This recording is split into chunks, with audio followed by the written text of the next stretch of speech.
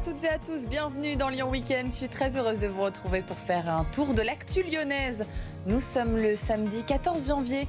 À la une de votre journal, une messe de réparation 4 jours après la profanation de l'église de Champagne-au-Mont-d'Or. Les fidèles se sont réunis ce vendredi soir dans l'église Saint-Louis-Roi, une messe célébrée par l'archevêque de Lyon. Ce vendredi, c'était aussi le premier vendredi 13 de l'année, l'occasion pour les Lyonnais superstitieux de tenter leur chance dans les casinos, plus 30% de fréquentation sur toute la journée d'hier. Eux vont devoir mettre toutes les chances de leur côté. Les Lyonnais reçoivent Strasbourg ce samedi soir.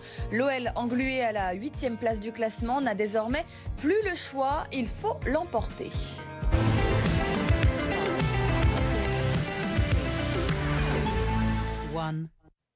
Une messe célébrée à l'église Saint-Louis-Roi de Champagne-au-Mont-d'Or. Des vitraux abîmés, la crèche retournée, des cierges et des vases jetés au sol. 4 jours après la profanation de l'église, les fidèles se sont retrouvés hier soir autour de l'archevêque de Lyon, Arthur Blé et Noémie Loisel. L'émotion est présente dans l'église de Champagne-au-Mont-d'Or. C'est ensemble que les fidèles ont accordé leur prière et ont voulu affronter cette épreuve. J'ai pensé au Christ qui a vécu aussi des choses semblables et ça m'a beaucoup bouleversée, oui, beaucoup. Toute cette violence de parler du pardon nous a beaucoup apaisés et nous permet d'aller plus loin. On ne se laisse pas affaiblir par un acte de vilainerie. C'est le beau, le bien qui l'emporte, l'amitié, la fraternité. Il était important pour nous, comme le Père l'a dit, d'être dans la consolation, d'être dans le chemin de pardon. Et il était important pour nous d'être présents pour le Seigneur et de témoigner aussi vis-à-vis de l'ensemble des personnes qui ont été touchées par cet événement. Des crucifix détruits, des vitraux abîmés, une crèche retournée. Après cette profanation, tous ont célébré cette messe de réparation, un événement rare pour rendre le lieu de culte à nouveau digne. La messe a commencé par le rite de l'aspersion, d'eau bénite, effectivement, pour non seulement bénir les fidèles, mais demander au Seigneur de bénir ce lieu qui a été profané. La différence, c'est que l'autel était dépouillé au début de la messe, vous avez peut-être remarqué, et puis ensuite il a été revêtu de la nappe avant la prière eucharistique. On a remis les cierges, la lumière, etc. Grâce à cette messe de réparation, les cérémonies vont pouvoir reprendre, à commencer par la messe de dimanche, prévue à 9h30.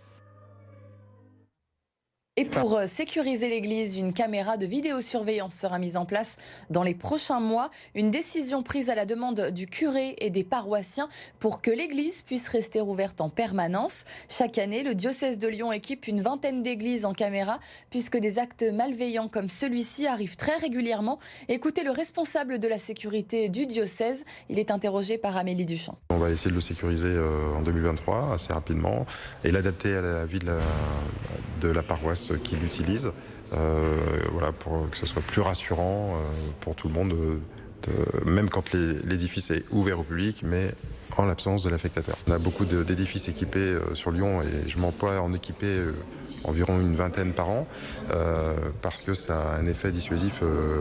On n'a pas de retour, on a très peu de malveillance sur les édifices qui sont équipés. Comme c'est ouvert au public et qu'il y a des fois personne pour surveiller, on a assez souvent quand même des choses qui sont volées, abîmées, découpées, voilà, on ne sait pour quelle raison, mais c'est quand même des choses qui arrivent assez régulièrement. Il n'y a pas forcément un dépôt de plainte à chaque fois.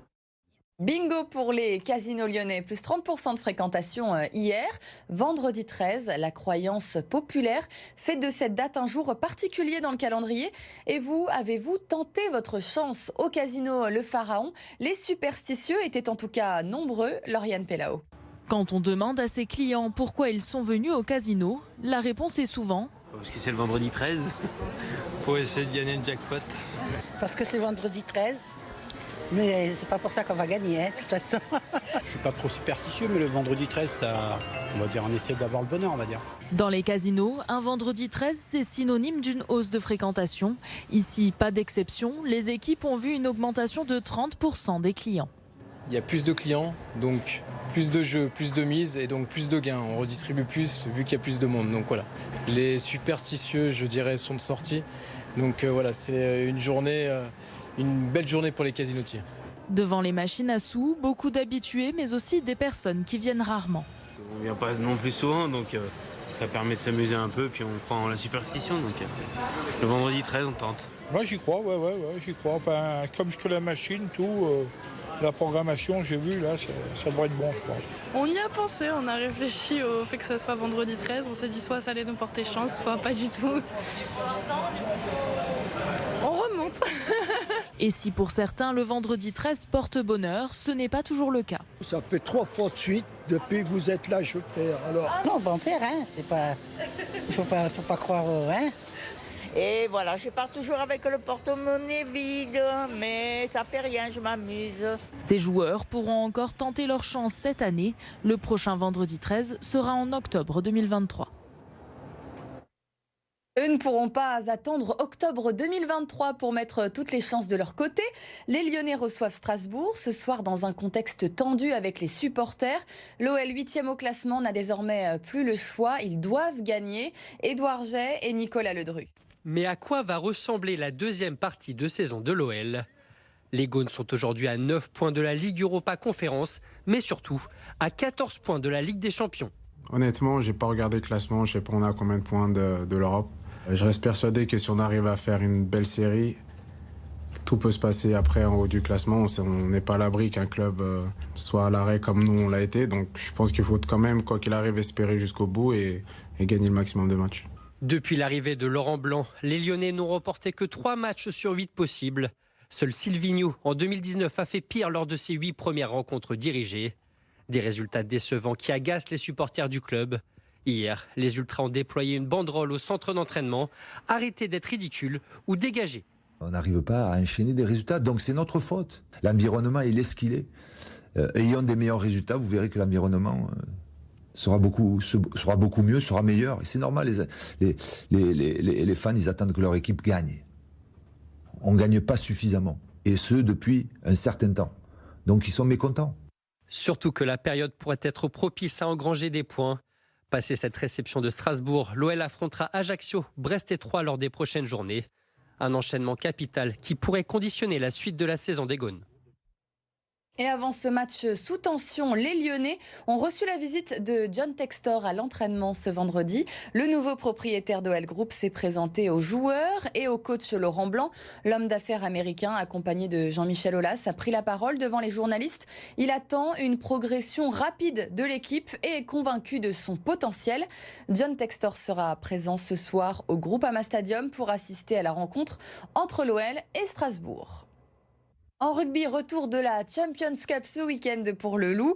Les Lyonnais se déplacent chez un des poids lourds européens, les Saracens. Après avoir brisé une série noire de 5 défaites le week-end dernier à Pau, les Rouges et Noirs veulent à nouveau croire à la qualification. Lauriane Pellao et Emma Kant. Malgré ces 2 défaites en 2 journées de campagne européenne, le Loup ne perd pas espoir. Il reste une bonne chance de se qualifier pour le Champions Cup, on n'avait jamais fait. On a hâte de jouer là-bas. De voir si on peut progresser après la semaine dernière quand vraiment c'est une bonne équipe. Relancés en championnat le week-end dernier, les Lyonnais se sont remis les idées en place avant leur match retour sur la pelouse des Saracens, au terme d'une semaine tumultueuse en interne. C'est des moments un peu plus compliqués qu'on apprend à traverser tous ensemble et qu'on surmonte du mieux qu'on peut à chaque fois. On sait qu'on ne peut pas tout changer dans une semaine, mais c'était une pas sur le bon sens, sur le bon chemin. Après leur défaite à domicile au match aller, les joueurs de Xavier Garbajosa doivent performer à l'extérieur contre les leaders incontestés du championnat anglais.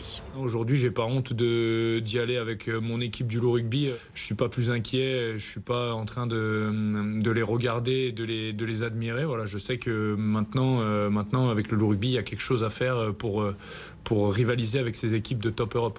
Avec Ethan Dumortier, actuel meilleur marqueur du top 14, les vainqueurs du challenge européen l'an dernier vont essayer de faire pencher la balance des points en la faveur d'une qualification.